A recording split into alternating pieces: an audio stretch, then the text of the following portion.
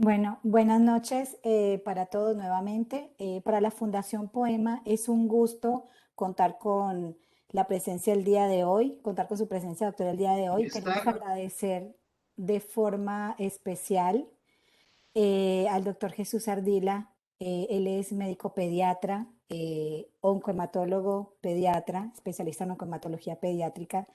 Es hematoncólogo de la Clínica Imbanaco, miembro de la CHOP y de la Sociedad Internacional de Trombosis y Hemostasia, IS. Es presidente de la Junta Directiva de la Fundación Poema. Gracias por su participación en este ciclo de conferencias y a los diferentes laboratorios por haberse vinculado al evento de conferencias virtuales. Esperamos que esta charla sea de su utilidad para ustedes y que recuerden que los esperamos en el siguiente encuentro sincrónico que se desarrolla cada 15 días y pueden visitar nuestra página web www.poema.org para conocer la programación. Recuerden por favor mantener los micrófonos en silencio y si tienen alguna duda al final o alguna pregunta al final de la charla serán respondidas. Bueno, doctor, bienvenido. Vale, Ruth, muchas gracias. Bueno, pues a todos nuevamente muchas gracias por conectarse. Recordar también que mañana tenemos el último evento del año, que será pues el simposio de hematología benigna, en el que hablaremos de patologías del complemento. Pues muchas gracias. Allí me están viendo, Ruth, de la presentación. Sí, se ve perfecto. Ah, vale. Muchas gracias. Bueno, pues hoy vamos a hablar de una enfermedad que es bastante interesante para todo el mundo de la pediatría, la hematología, por supuesto, y incluso para la medicina interna. Y bueno, pues corresponde nada más y nada menos que a la enfermedad de la coagulación más frecuente en el mundo y de la que muchas veces creemos que sabemos mucho y cada vez surgen tantas actualizaciones y realmente empieza a haber mucha dificultad en los conceptos, muchas muchos encuentros entre unos y otros conceptos y al final no sabemos si nuestros pacientes finalmente tienen la enfermedad o no. La reunión de hoy va destinada a eso, a que aclaremos un poco cuáles son esos conceptos que han ido surgiendo a lo largo de la historia acerca de la enfermedad de von Willebrand y por supuesto tratar de dar una luz para que podamos clasificar a nuestros pacientes de la mejor forma. Posteriormente hablaremos algunos conceptos del tratamiento.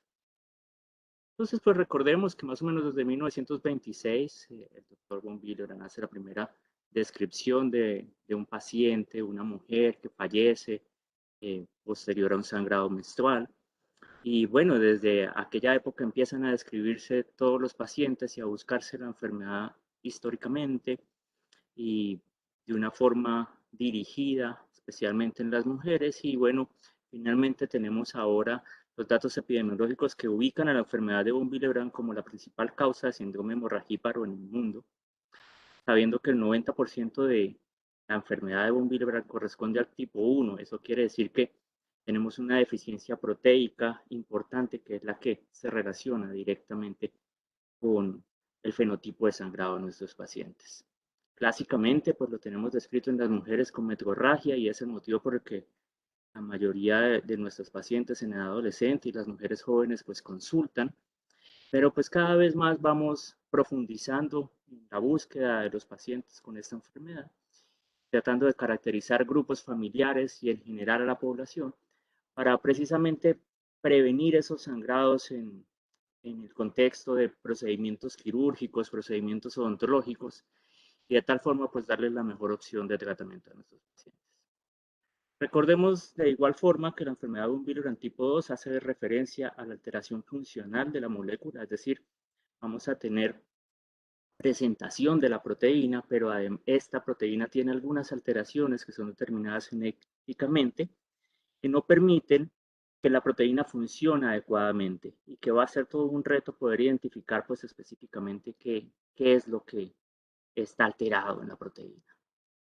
Y el tipo 3, que quizás es el más fácil de identificar, pero que por supuesto tiene un riesgo más grande porque tiene un fenotipo muy similar al de la hemofilia, con sangrado articular, con sangrados severos, habitualmente de tipo otorrinolaringológico, y bueno, en el que vamos a encontrar una deficiencia severa de la proteína, del antígeno, y eso pues se ve reflejado en una deficiencia severa cuando hacemos los análisis también de la funcionalidad, y por supuesto, en la medida en que esta proteína no está presente, no va a ejercer su papel de transportador y de protector de la molécula del factor 8, y de esa forma vamos a tener unos niveles de factor 8 también bajos, y de tal forma vamos a tener pues tanto la deficiencia del factor de von Willebrand como unos niveles bajos de factor 8 que le dan ese fenotipo característico muy similar al de la hemofilia A. Pero vamos a entrar en materia entonces al momento del diagnóstico. Vamos a hablar un poco de lo que hacíamos históricamente y cómo las nuevas definiciones de las últimas guías, y especialmente vamos a hablar de la guía que desarrolló la Sociedad Americana de Hematología y la trombosis y la Sociedad Internacional de Trombosis y Hemostasia, en donde tratan de darnos algunas pautas. Recordemos que hubo en estos últimos años algunas confusiones alrededor de la definición del von Willebrand tipo 1, porque empezamos a utilizar este punto de corte de 30%, 50%, y aquellos entre el 30 y el 50% quedaban allí como un limbo, y en Reino Unido, en las guías que se desarrollaron en este país, pues empiezan a llamar a este grupo de pacientes como aquellos pacientes con bajo von Willebrand, que finalmente cuando se hace el análisis de la literatura y lo reconocen muy bien las guías del ASH y del ISTH, se convierten en una barrera para el acceso de nuestros pacientes finalmente pues al seguimiento y a la terapia. Así que pues vale la pena ver qué estamos haciendo en el país y qué propone la guía, ¿sí? Y bueno, finalmente, seguramente la discusión se abrirá al final para saber finalmente qué podemos hacer. Entonces, ¿qué hacemos habitualmente en von Willebrand? Tomamos las pruebas de la coagulación, y estas pruebas de la coagulación vamos a analizar después a quiénes deberíamos tomárselas, pero en este punto específico vamos a tomar las pruebas de la coagulación y vamos a hacer el análisis de la actividad del factor de von Willebrand sobre el antígeno, es decir, la proteína del factor de von Willebrand, y se define un nuevo punto de corte como 0.7. Antaño teníamos puntos de corte de 0,5, pero actualmente este punto de corte yo creo que entra muy fácilmente a la práctica clínica para ubicar a nuestros pacientes. Y sabemos que si esta relación es mayor de 0,7, es decir, hay una proporción muy cercana 1 a 1 entre lo que encontramos de antígeno y la funcionalidad de la molécula, pues estaríamos muy seguramente frente a un tipo 1, recordando que el tipo 1 es la patología o el subtipo pues dentro del von Willebrand que más predomina, y de esta forma pues vamos a llegar muy rápidamente a él. Ahora, como clásicamente tomamos los niveles de factor 8 en el estudio del paciente con von Willebrand, pues también podemos hacer allí un análisis de la relación entre el factor 8 y el antígeno de von Willebrand.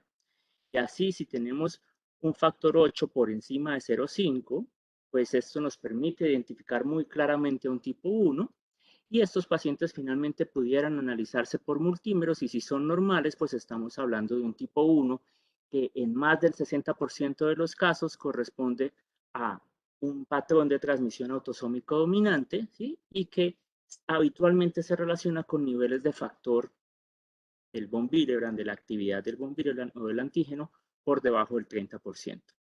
Entonces, fíjense que llegar al tipo 1 desde esta localización realmente o desde esta pauta, ¿sí? Es realmente muy sencillo.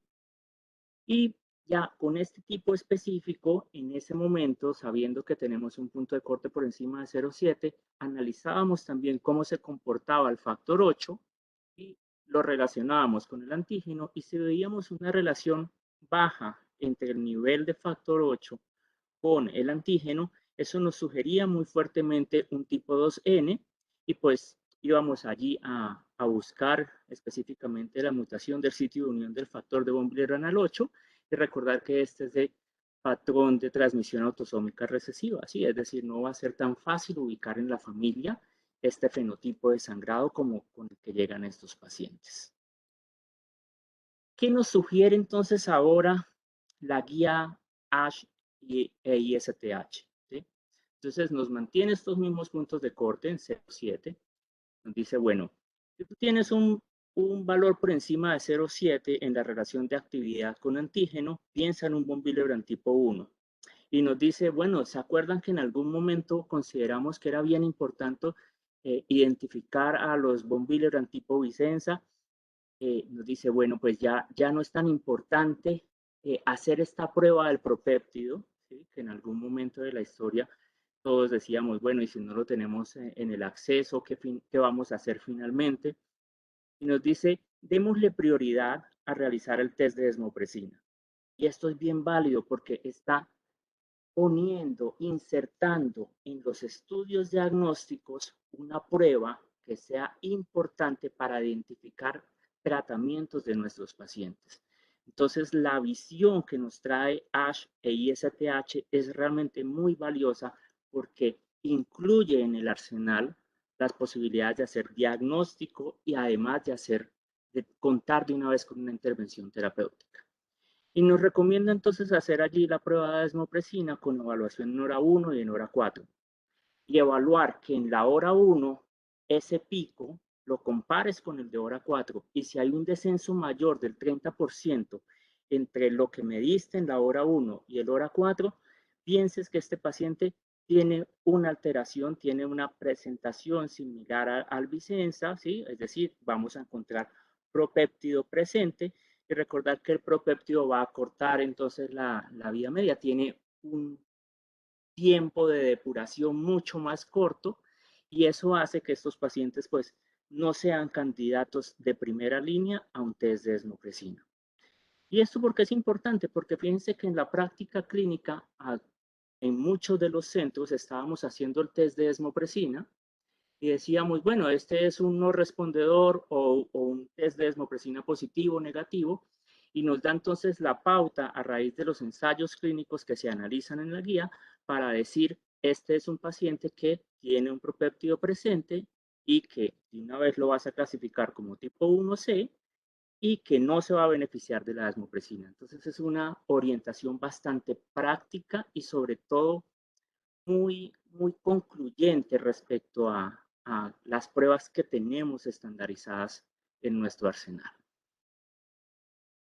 Ahora, ¿qué nos dice la guía acerca del tipo 2N? Entonces nos dice, bueno, si estás pensando en un tipo 2N, recuerden que en el tipo 2N vamos a encontrar una relación por encima de 0,7 y luego analizábamos la relación del factor 8 con el antígeno, pero ahora lo que nos dice la guía es, no te pongas a mirar relaciones, simplemente toma el paciente y lo analizas.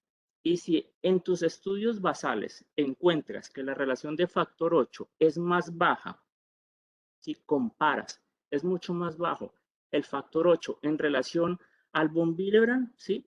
Piensa en un tipo 2N. Entonces, nos da herramientas también para llegar muy rápidamente al 2N. Pero en las siguientes recomendaciones no nos lo pone tan fácil, porque nos dice, bueno, ¿y cómo vas a llegar a concluir que finalmente es un tipo 2N? Entonces, vas a hacer el test de unión del von Willebrand al factor 8, ¿sí? O vas a hacer análisis genético con cualquiera de ellos dos.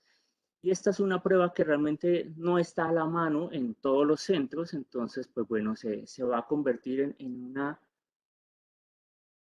un reto implementarlo en todos los centros, ¿sí? Pero pues no podemos olvidar que existen algunas relaciones de lo que hacíamos previamente en la clínica que nos van a permitir también hacer la sospecha activa del tipo 2N, ¿sí? Y que aquí pues finalmente la guía de ASH e ISTH nos vuelve a hacer énfasis sobre ello y pues ya dirigir a nuestros pacientes al análisis genético que en muchas de nuestras ciudades pues ya tenemos disponible. Y sigue avanzando la guía y nos dice, bueno, entonces tú tienes el paciente al que le has sospechado el tipo 2N, es decir, tiene un factor 8 más bajo en relación con los niveles de von Willebrand, ¿sí? Pero realmente no nos dice qué tan bajo, pero pues bueno, digamos que vamos allí a empezar a sospecharlo. Entonces, haces la prueba y si la prueba te sale anormal, definitivamente lo llevas a un estudio genético. Y si el estudio genético te sale positivo, pues ya, tienes el diagnóstico. Ahora, si te sale negativo, debes empezar a buscar otros subtipos de von Willebrand o hemofilia A. Entonces, indudablemente nos va a incluir el análisis genético y bueno, yo creo que eso va a repercutir en que tengamos unas mejores bases de datos a futuro y además pues que hagamos un análisis más preciso de nuestros pacientes.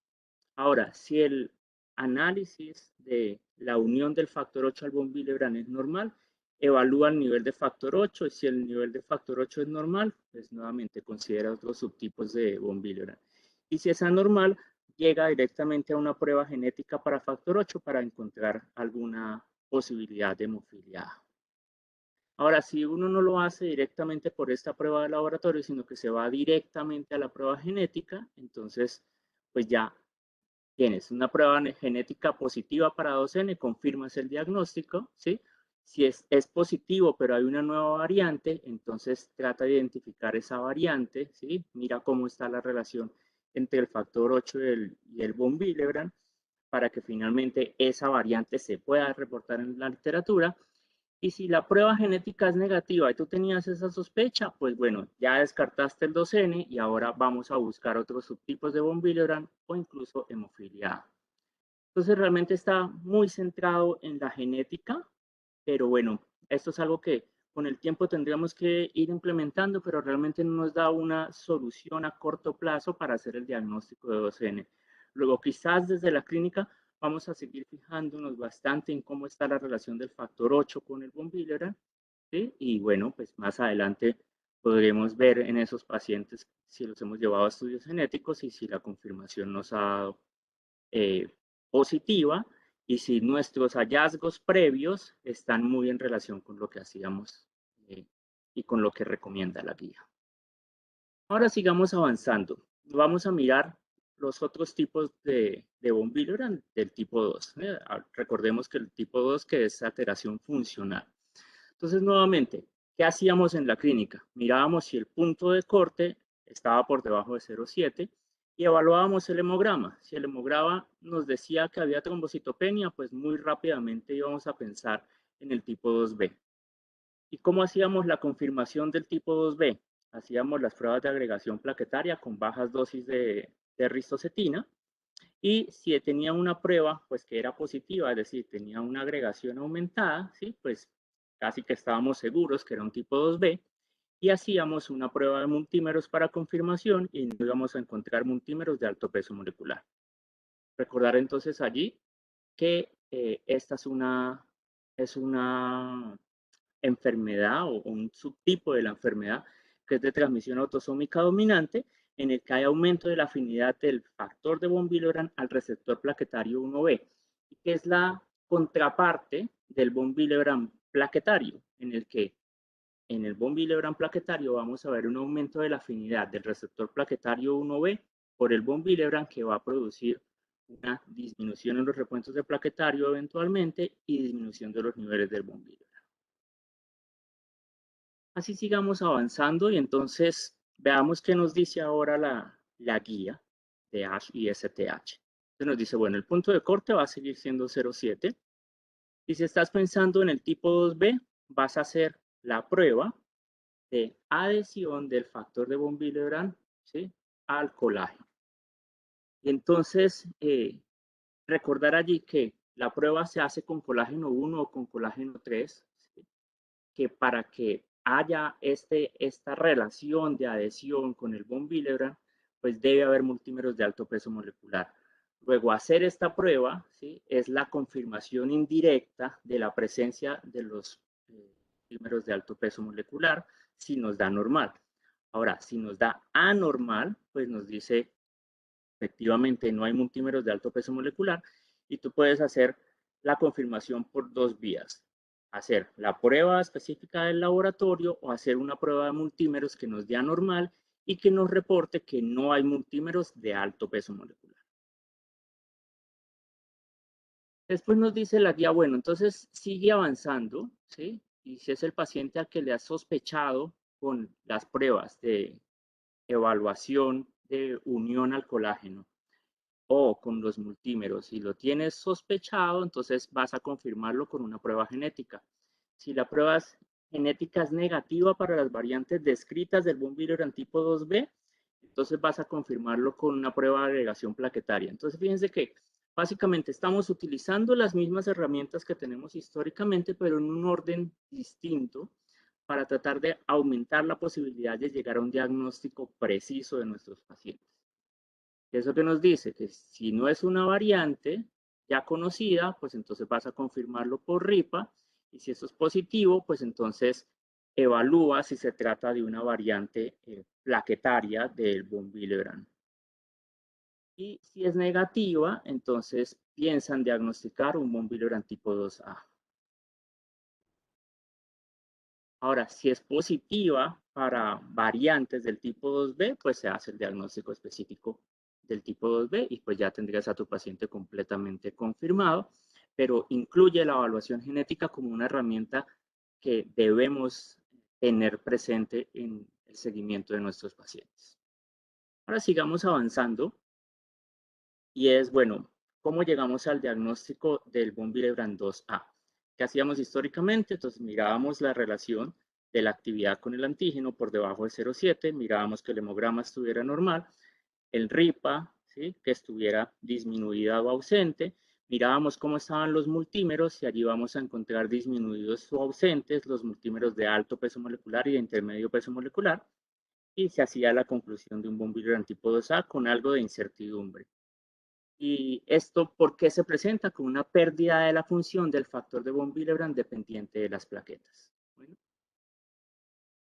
¿qué nos dice entonces la recomendación de ASH e ISTH? Entonces, nuevamente le vas a hacer la prueba de relación de la unión del von Willebrand al colágeno y le vas a hacer multímeros. Si encuentras entonces con multímeros que no hay multímeros de alto peso molecular, ¿sí?, y esta además pues está normal, entonces vas a pensar, y lo vamos a ver, ¿sí?, lo vas a pensar en que definitivamente debes llevarlo a una prueba genética, ¿sí? Entonces, para llegar al 2A nos hace pasar primero por las pruebas del 2B, haces la prueba genética y si no encuentras una prueba genética para 2B, entonces debes buscar las pruebas genéticas para 2A específicamente y así llegarías al diagnóstico. Ahora para el 2M, ¿qué nos dice? Entonces, igual, punto de corte en 0,7, un hemograma normal, o eso es lo que hacíamos nosotros históricamente. Hacíamos agregación plaquetaria, una agregación plaquetaria pues normal o disminuida, e íbamos a encontrar unos multímeros presentes con un barrido anormal, bueno, y hablábamos de un tipo 2M que es por pérdida de función. ¿Qué nos dice la guía? Entonces nos dice, bueno, vas a hacer nuevamente la prueba de la relación entre la unión al colágeno con el factor de von Willebrand y vas a encontrar unos multímeros normales.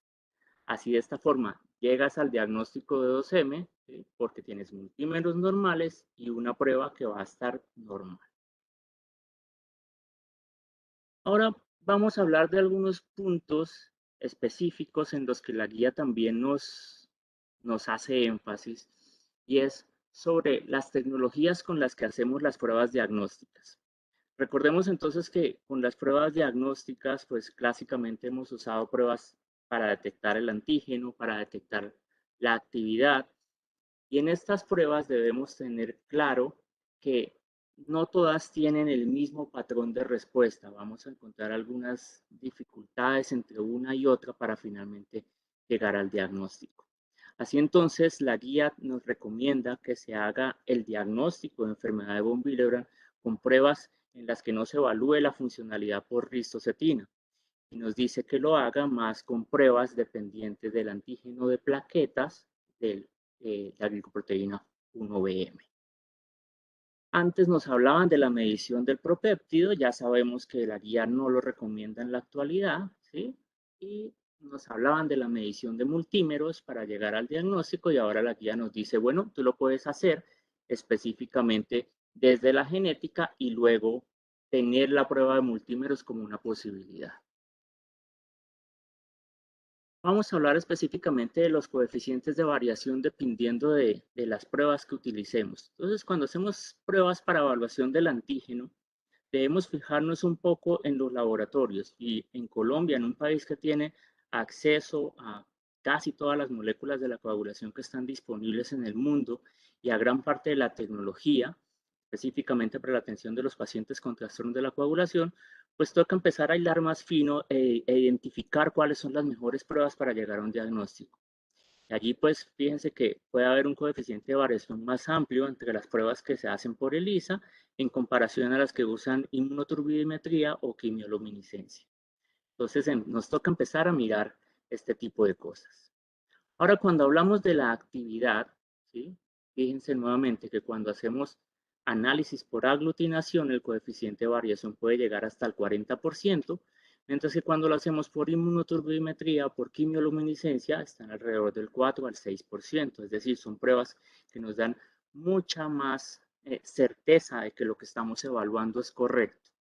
Una de las cosas que adicionalmente incluye la guía es que nos dice, si tú lo haces por estas vías, no necesitas entonces hacer un ajuste por el grupo de sangre y finalmente vas a tener un diagnóstico más certero y pues no tienes que contar con que es posible que a alguna persona se le olvide hacer el análisis por el subtipo de sangre. Y la guía recomienda específicamente esto, que utilicemos para la evaluación de la actividad del factor de von Willebrand, esta técnica, que es la técnica específicamente de von Willebrand, actividad eh, dependiente de plaqueta, y nos recomiendan específicamente esto, la glicoproteína 1B. Y recordar entonces allí, nuevamente, que si se hace por ELISA, el coeficiente de variación es amplio, de 10 al 20%, mientras que si se hace por inmunoturbidimetría, está alrededor del 5 o 6%. Luego, entonces, la guía es específica, nos dice, revise la técnica con la que está haciendo sus diagnósticos para que tenga una mayor certeza de que lo que está haciendo es lo correcto. Ahora la guía también nos habla de algunos puntos específicos, ¿sí? Y aquí les estoy poniendo en las diapositivas los test que utilizamos para evaluación del riesgo de sangrado. Existen múltiples de ellos y nos dicen, esto aplica para el primer nivel. Y fíjense cómo estos test nos van a preguntar si ha sido expuesto a retos de sangrado, si tiene historial familiar, bueno, bastantes variables de las que evaluamos normalmente en la clínica, pero les permite dar un puntaje específico. Pero esto aplica para el primer nivel y allí viene uno de los puntos claves de lo que hablamos en esta reunión que va dirigido pues como a todos los centros de atención, tanto de cuarto y tercer nivel como el primer nivel. Esto aplica muy bien para primer nivel, para medicina general, para pediatría, para medicina interna. Si queremos detectar aquel paciente al que creemos que debería ser llevado a un estudio de la coagulación. Por supuesto, estos test no aplican para el paciente que llega ya remitido a la consulta de hematología, porque sabemos que estos pacientes cumplen algunos criterios para que finalmente hayan decidido enviarlo a una consulta de hematología. Luego, rutinariamente en la consulta de hematología no lo utilizamos, pero es importante que se estandarice su utilización finalmente en la atención primaria para saber qué pacientes vamos a llevar pues, a un análisis. Ahora, de este análisis van a salir qué grupos de pacientes, pues los que ya tienen un grupo familiar claramente identificado que tiene un problema de la coagulación, porque está diciendo que tiene de base una enfermedad de von Willebrand en toda la familia y que sabemos que tiene un diagnóstico confiable, o aquel paciente que está llegando a la consulta de atención primaria ya con una manifestación de sangrado establecida.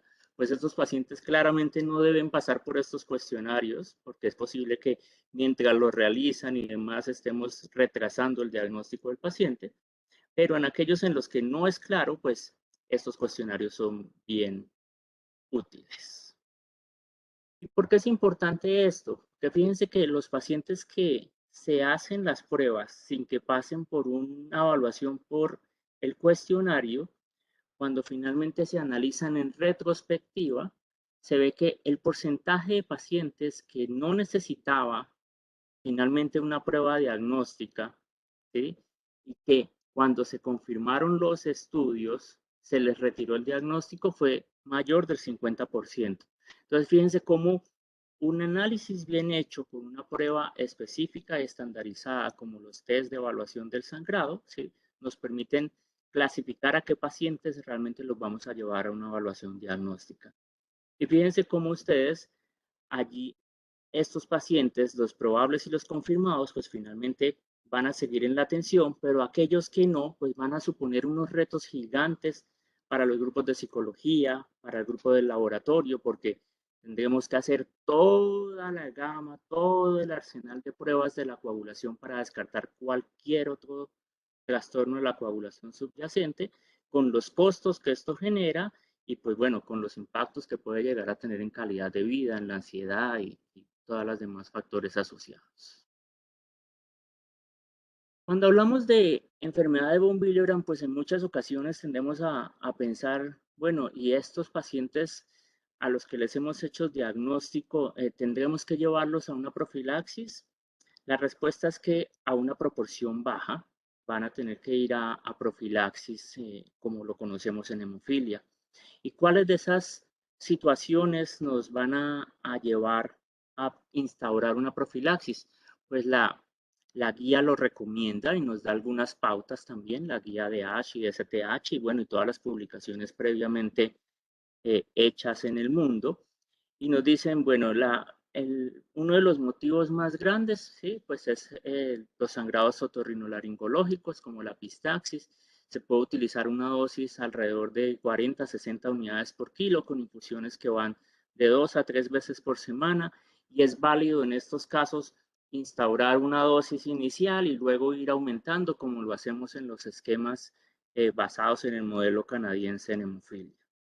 También existen otras causas como los sangrados gastrointestinales con dosis muy similares a las previas, entre 45 y 60, y articulares con dosis que van entre los 30 y 50 unidades por kilo, con infusiones también variables entre 2 y 3 veces por semana, y uno de los más frecuentes también la metrorragia, con infusiones hasta 40 unidades por kilo, que puede ir hasta 3 veces por semana. Entonces, fíjense que este fenotipo es muy similar o las indicaciones de la profilaxis, ¿sí? El comportamiento fenotípico que lleva a la profilaxis, pues es muy congruente con los motivos iniciales de consulta y seguramente los pacientes que van a llegar a una profilaxis son aquellos que tienen un fenotipo marcado que está impactando su calidad de vida o que está poniendo en algún momento en riesgo la vida o que ha supuesto en ellos el ingreso a hospitalización o ingreso a cuidado intensivo.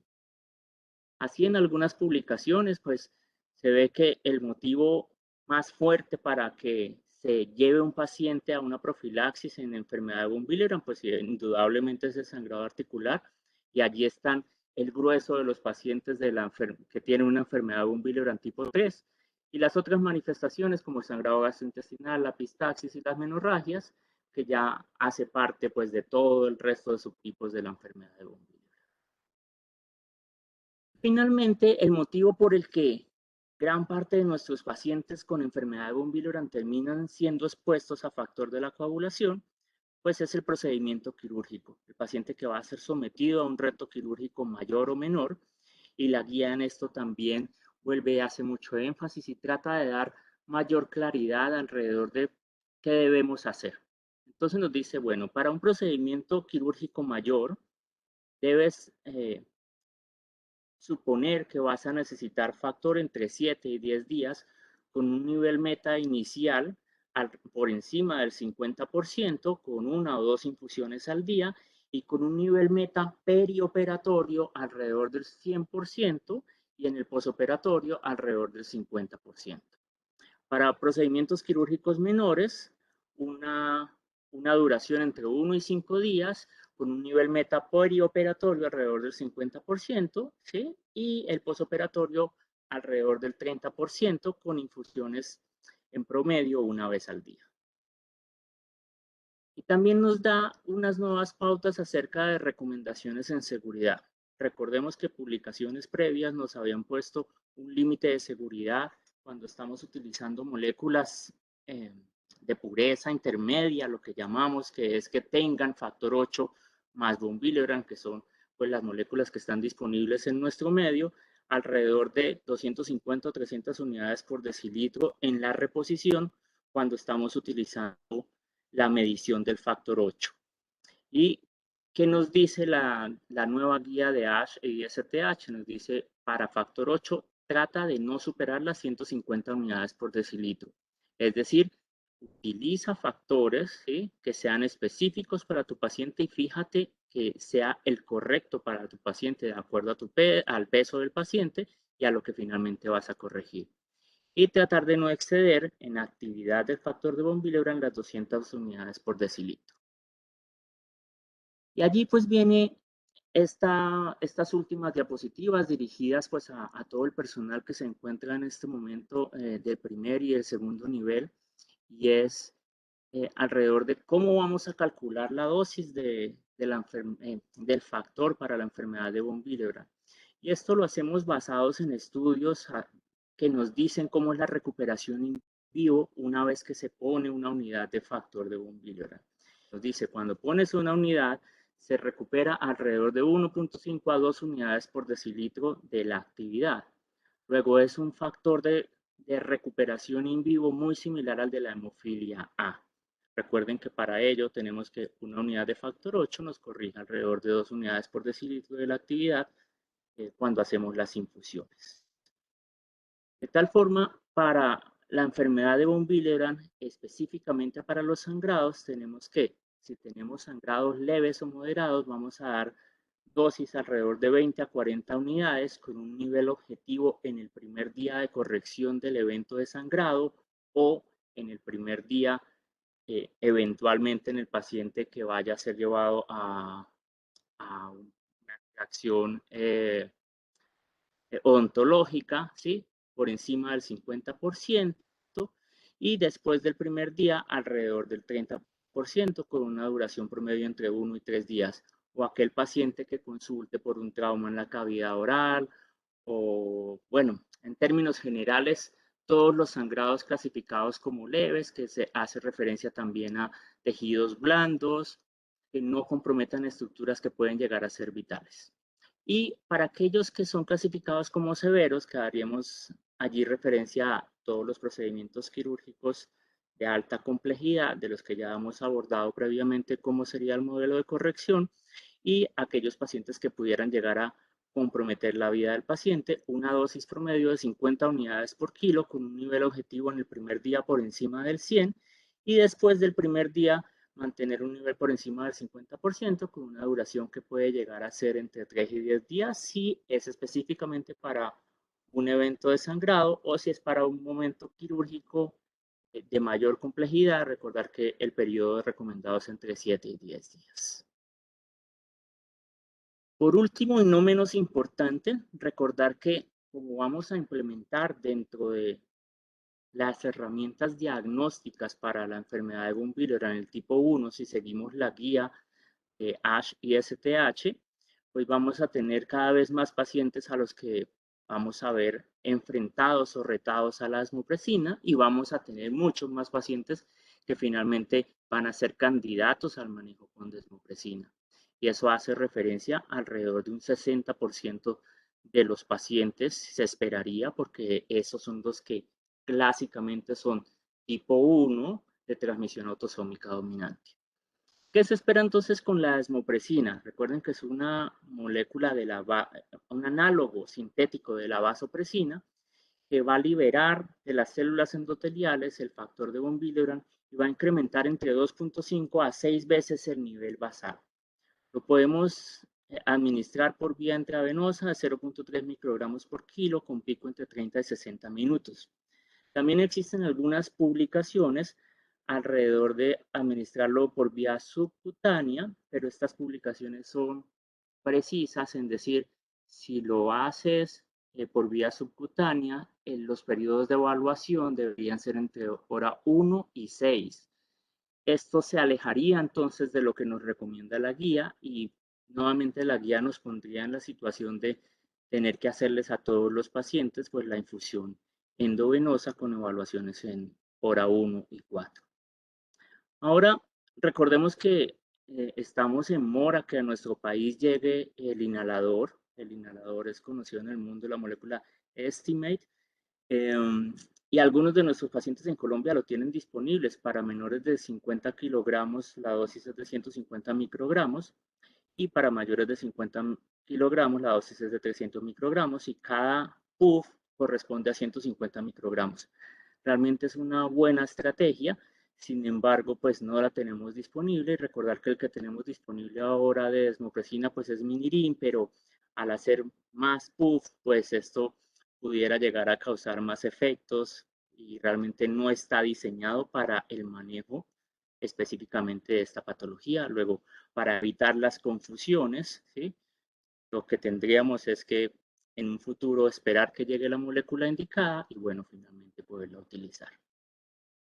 Ya para finalizar y abrir un poco la discusión, entonces recordar que en enfermedad de von Willebrand es muy importante hacer un abordaje diagnóstico que sea individualizado, pero sobre todo tener en cuenta los recursos que tenemos en nuestro medio y adaptarnos a ellos y en la medida en que vamos trayendo las nuevas tecnologías, pues irlas implementando y quizás eso nos vaya a permitir llegar más rápidamente a las recomendaciones que da ASH e ISTH.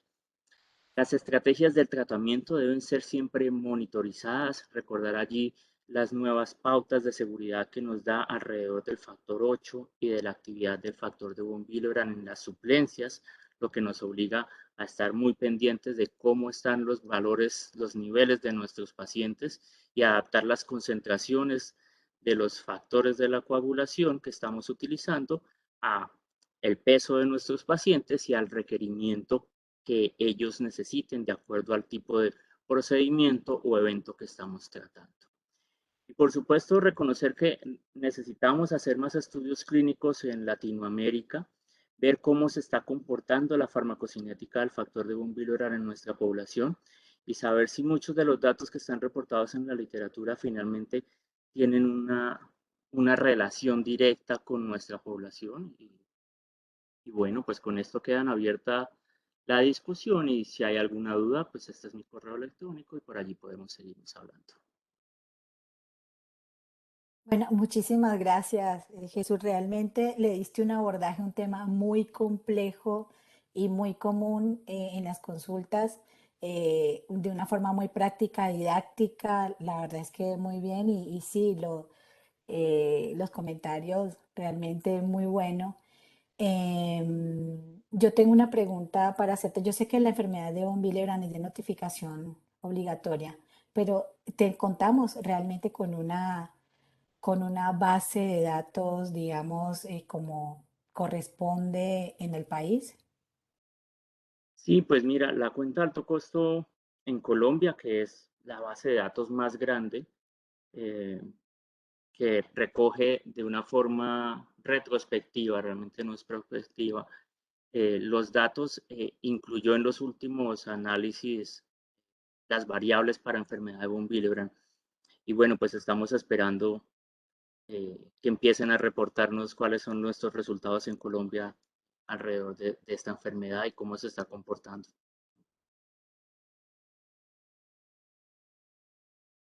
Y con respecto al minirín, dice que dice, o sea, está indicado o la recomendación es en usarlo en mayores de 12 años, pero a veces en niños menores, digamos, la recomendación sería utilizarlo o hasta qué edad mínimo podría yo, digamos, indicarlo.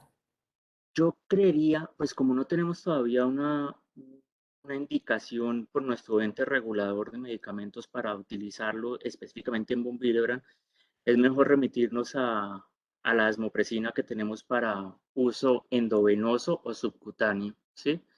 Y dejar el uso inhalado para cuando llegue pues el que viene de la concentración adecuada, que sería para menores de 50 kilogramos o 150 microgramos y para mayores de 50 a los 300 microgramos. Y yo preferiría no utilizarlo. Perfecto. Te mandan felicitaciones desde Tucumán, Argentina. No sé si hay alguien, si hay alguna otra duda, pregunta o algún comentario que nos quisieran hacer.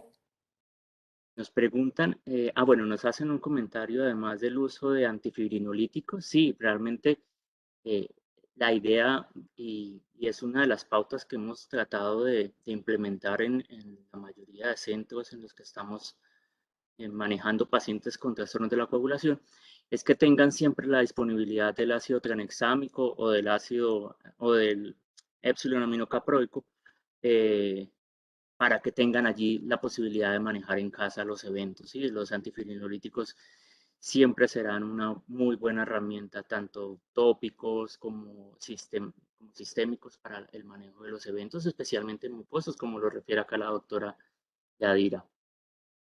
Aprovechando que tenemos aquí varios de los colegas que se dedican al laboratorio, nos hacen una pregunta acerca de en qué día del ciclo menstrual deberían tomarse los preclínicos por el efecto que pudiera encontrarse por los cambios hormonales. Pronto la doctora Gloria Ramos o la doctora María Cristina. Perdón, Hola. ¿se pueden activar los micrófonos? Sí, están activos. Ah, ok. Y la doctora Francis también tenía una pregunta.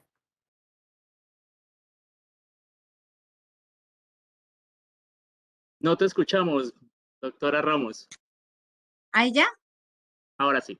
Sí, se escucha. Bueno, felicitaciones por la presentación, la verdad muy clara, muy didáctica y pues hacer el diagnóstico por el laboratorio es y no, digamos que hacer el diagnóstico de von Willebrand no solo es un reto desde el punto de vista del laboratorio, sino también desde el punto de vista clínico.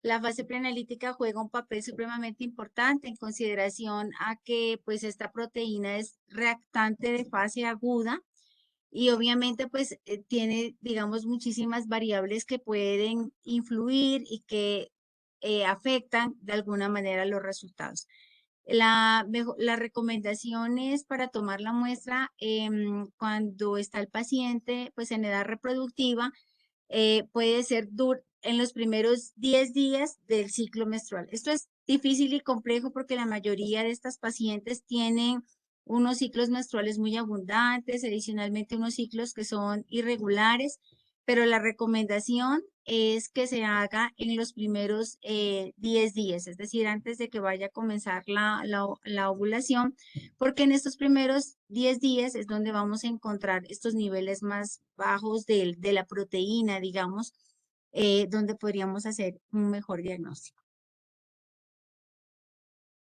Vale, mil gracias, doctora Ramos. De pronto, doctora Ruth, ¿tenemos alguna otra pregunta por allá? Sí, la doctora Francis quería hacer una pregunta. Buenas noches, gracias Jesús por la presentación. Te quería preguntar si las recomendaciones que diste de tratamiento para cirugía mayor y menor aplican también para los pacientes que tienen enfermedad de von Willebrand adquirida, como los niños con tumor de Wilms. Sí, ese es un capítulo en el que la guía, digamos que no se pronuncia, ¿sí? Dice sobre los otros subtipos como el von Willebrand plaquetario y el von Willebrand adquirido, y no se pronuncia, pero cuando uno busca en la literatura, ¿sí? Y finalmente pues lo lleva a la práctica, sí sirven estas mismas recomendaciones, es decir, los puntos de corte. Lo más importante allí es que tan pronto se resuelva, por ejemplo, en tumor de Wilms, tan pronto se resuelve la causa, ¿sí? Que es allí la célula neoplásica que está capturando la cantidad de antígeno y esto se resuelve quirúrgicamente o se empieza a dar la quimioterapia y el tejido finalmente empieza a morir y deja de hacer este efecto sobre la hemostasia, pues estar muy pendientes allí de seguir los niveles de von Willebrand para no pasarnos y de pronto llevar el paciente al otro lado, pues ya superando los niveles de seguridad que recomienda la guía. Muchas gracias.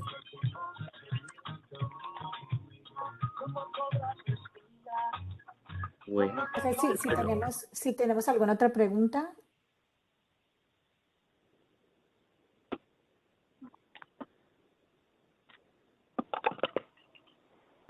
Vale, Bueno, parece que no. yo creo que no, sí, yo creo que no. Bueno, nuevamente, muchísimas gracias, Jesús. La verdad es que buenísimo, excelente. Muchas gracias por la ponencia y a todos ustedes por acompañarnos, por estar hoy acá con nosotros y los invitamos a seguirnos en nuestra página web y en las redes sociales. Muy buenas noches para todos. Vale. Recuerden, los invitamos al simposio de hematología pediátrica mañana, patologías del complemento. Hablaremos de falla medular, anemia hemolítica y microangiopatía trombótica. Será el último evento del año. Y bueno, a todos una feliz noche. Gracias, doctora Ruth. Bueno, no, con mucho gusto, gracias.